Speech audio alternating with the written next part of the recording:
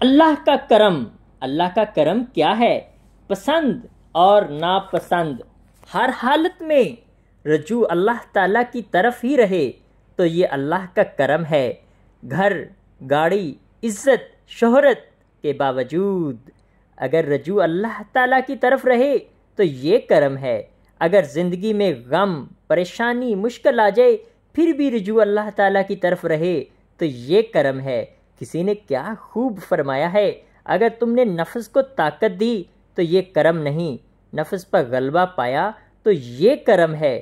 اگر آج کے پی ایچ ڈی بیٹے کو اگر اپنی ماں ان پڑھ لگتی ہے تو اس کا مطلب یہ ہے کہ اس کے علم نے اس کی آنکھوں پر پردہ ڈال دیا ہے اور اس کا پی ایچ ڈی کا ہونا کرم نہیں۔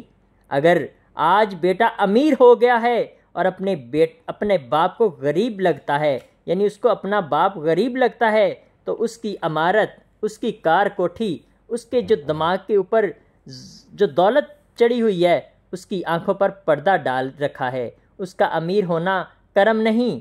اگر آج کوئی عہدے پر بیٹھا ہے اور اسے دوسرے لوگ چھوٹے لگتے ہیں تو اس کا عہدہ وبال جان بن چکا ہے، اس کا عہدے پر ہونا کرم نہیں۔ کرم یہ ہے کہ سب کچھ پاس ہونے کے باوجود رجوع اللہ تعالیٰ کی طرف ہو جائے، یہ اللہ کا کرم ہے۔ ہماری اگلی ویڈیو زندگی کے 7 درخت ہوتے ہیں۔ کامیاب اور ناکام لوگوں کے درمیان سب سے بڑا فرق نمو کا ہوتا ہے۔ ہم جانتے ہیں کہ ہم درختوں سے 2 چیزیں لیتے ہیں، ایک چھاؤں، دوسرا پھل۔ چھاؤں ٹھنڈی ہوتی ہے اور آپ جانتے ہیں کہ پھل ہمیشہ میٹھا ہوتا ہے۔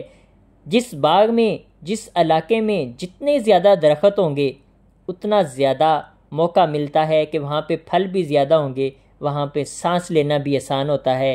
اس لیے کہتے ہیں کہ درخت زیادہ لگانے چاہیے، لیکن انسان کے اندر بھی 7 قسم کے درخت لگانے چاہیے۔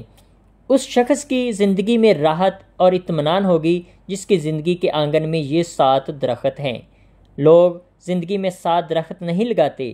اگر ہمیں زندگی میں ٹھنڈی چھاؤں اور میٹھا پھل لینا ہے تو ہمیں اپنی زندگی میں 7 درخت لگانے چاہیے، اور یہ 7 درخت ہم آنے والی ویڈیو میں آپ کے ساتھ شیئر کرتے ہیں۔ تب تک کے لیے ساجد وہاب کو اجازت دیجیے، ملتے ہیں ایسی ہی انفارمیشن والی اگلی ویڈیو میں۔